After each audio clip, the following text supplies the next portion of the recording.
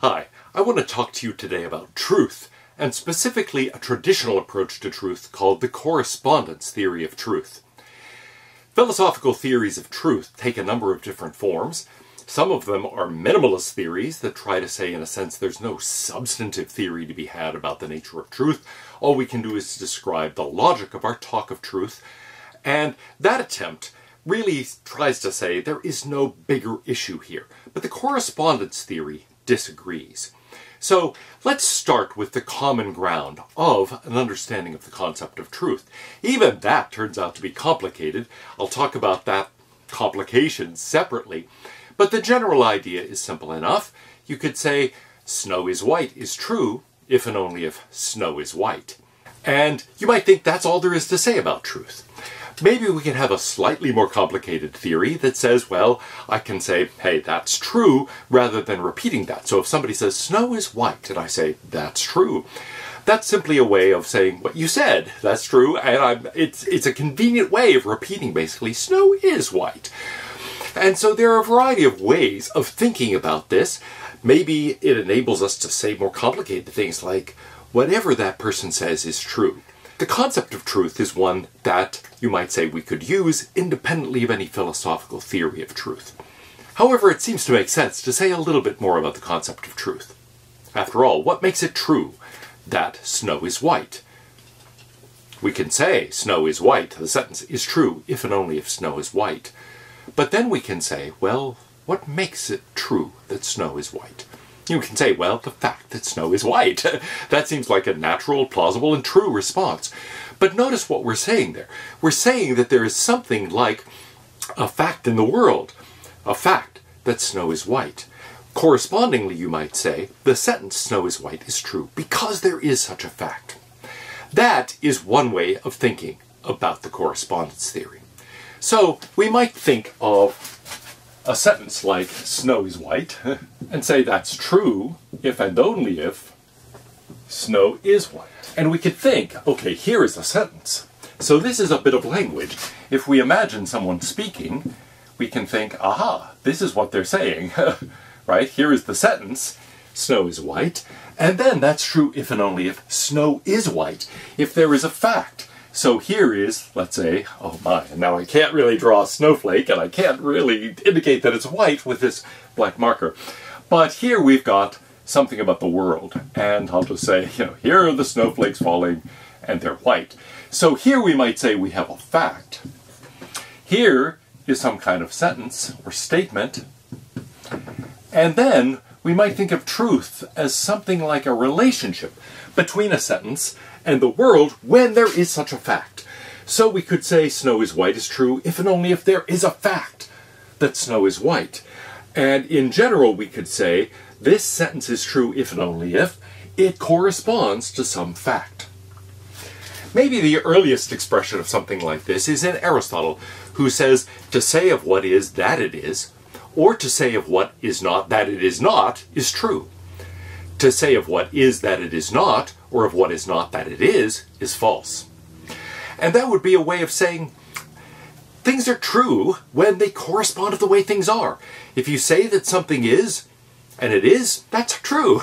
If you say that something is not, and it is not, that's also true. If you say something is, and it's not that way, however, that's false. And if you say it's not that way, and it is that way, that's also false. And so Aristotle is basically saying, look, there's a way things are, and a sentence is true if and only if it corresponds to the way things are. If you say it the way it is, tell it like it is. If you tell it like it is, what you say is true. If you tell it like it isn't, what you say is false. And so that's a way of thinking about this correspondence idea. Let's take another classic example. A sentence like, the cat is on the mat. Well, we can have a similar kind of picture.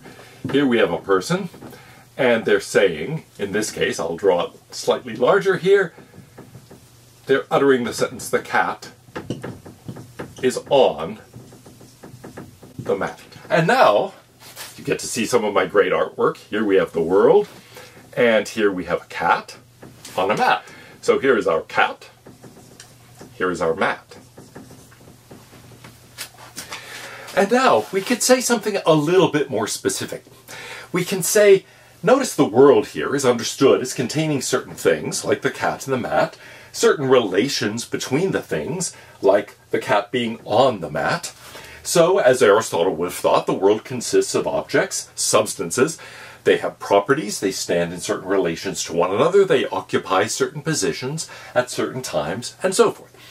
Now, if we look at this sentence, we can say something more specific than simply saying there is this relation of correspondence. Correspondence, there is a kind of fact in the world. We can also say here something a little more specific. We can say, notice the parts of this sentence. We can break down the sentence into various components that correspond to substances, that correspond to qualities, that correspond to relations, that correspond to positions and states and actions and being acted upon, and so on. So here we've got the cat. Well, clearly, that is something that has a certain relationship to the cat. The mat, that refers to that object, that substance, and then is on, well, that's something that seems to connect to, in this case, the relationship of the cat being on the mat. So now we can say, yes, the correspondence is not only general, there is a fact that the cat is on the mat, but also something a bit more specific. Parts of the sentence correlate with substances, qualities, relations, positions, states, and so on and so forth of things in the world. And once we think about that sort of thing, the various linguistic units here correspond to substances, to qualities, to relations, to states, to actions, to affections, to positions, in such a way that we have a relationship between the various components of the sentence and the various components of the world.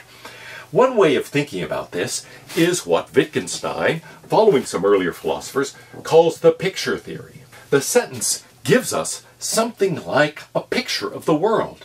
Now, of course, not literally, but think about an actual photograph, a real picture of a cat on an actual mat. Notice that in the picture, the image of the cat corresponds to a cat. The image of the mat corresponds to a mat. And then we can sit, and there's my cat sitting on a mat, ironically, right here, appropriately right here. And, oh, now she's getting off the mat and coming over and squawking at me, telling me, stop talking about me. In any case, we can say, yes, the image of the cat corresponds to the actual cat. The image of the mat corresponds to the actual mat. And there is this relation of the cat being on the mat that's depicted there in the picture. The picture depicts what it's a picture of. Well, the same thing is happening a bit more abstractly in a statement. We've got some linguistic items that actually depict items in the world. Depict in a different way, not visually depict in the way that the actual image does, but depict nevertheless. The phrase, the cat, is going to refer to the cat. It's going to, in some sense, depict or correspond to the cat. And similarly with the mat, similarly with the relation of being on. So when we think about a sentence like this and its structure, we realize it's something like a picture of the way things are in the world. We can understand the correspondence theory, then, in a number of different ways. We can think of a sentence as being true, as Bertrand Russell does, when there is a corresponding fact. When there is some state of affairs in the world that that sentence corresponds to. We could think of it in terms of the picture theory, as Wittgenstein does, thinking that the elements of the sentence depict certain elements of reality, just as the elements of an image depict the various things that it's an image of. When we think further about this picture too, we can think about this the way Aquinas thinks about it, and also the way that some modern representations, like the discourse representation theory of Kamp, thinks about truth. There, it's not so much a matter of a picture or correspondence to a fact, but instead the same type of relationship, but understood a little bit differently. The idea there is that there is a function from the sentence to the world. The sentence maps into the world. There is a homomorphic embedding, as Kamp puts it, between the elements of the sentence and the elements of the world. Now, what do I mean by that? Well, we can embed the sentence into the world, and the way we do that is to think about functions. There's a function from the cat to, well, the cat. There is a function from is on to a certain relationship between the cat and, in this case, the mat. There's a function between the mat and this thing. So you might say here, there really is a function that takes us from those linguistic items to certain elements or certain relations, certain qualities, certain positions, states, etc., in the world. So we could think of this in terms of pictures, we can think of it as in terms of correspondence to a fact, we can think of it in terms of a mapping, in terms of a function that takes us from a thought or a sentence into the world. And as long as it's a structure-preserving function, a structure-preserving map, the sentence is true. If, on the other hand, the cat is not on the mat, let's say the cat is moving across the floor as it was a moment ago, then we can say, well, okay, the cat is in fact not on the mat. There is still a mapping from the cat to the cat, a mapping from the mat, the words, the mat, to the actual mat in the world. But then we look for the relation being on, and we realize, well, the cat is no longer on the mat. And so the sentence is false. The mapping is in this case not structure preserving because the relationship expressed there does not correspond any longer to the relationship actually in the world. Now, I said a moment ago that this applies to thought as well as to language. But here we have to be careful. A lot of philosophers have thought of the structure of thought and the structure of language as corresponding closely. Whether or not that's true is a large topic that I can't really talk about here. But I will say there are a variety of reasons for thinking it's so, but also a variety of reasons for being cautious and worrying some about it. Why would we think it's true? Well, we might, like Roderick Chisholm, for example, think of language as reflecting the structure of thought, thinking that the whole point of language is to convey my thoughts to someone else, to communicate my thoughts, and so what I'm doing is trying to find something that is a linguistic, expressible structure that will reflect the structure of my thinking. And so the structure of thought you might think is primary. Language is built to reflect the structure of thought. You might also think, as Wilfrid Sellars believed, that it goes just the other way around, that we learn to think eventually by thinking in linguistic terms. Some of our thinking can be imagistic, some of it can be spatial, but a lot of it, and our more abstract parts in general, are symbolic. They use the structure of language in order for us to express our thoughts and to structure our thoughts. So the structure of thought, from that point of view, is largely following on the structure of language. Language is developed to communicate with people, and then our thinking starts taking the form of language. You could also think, as I think Friedrich Nietzsche believes, that the structure of thought and the structure of language are basically different.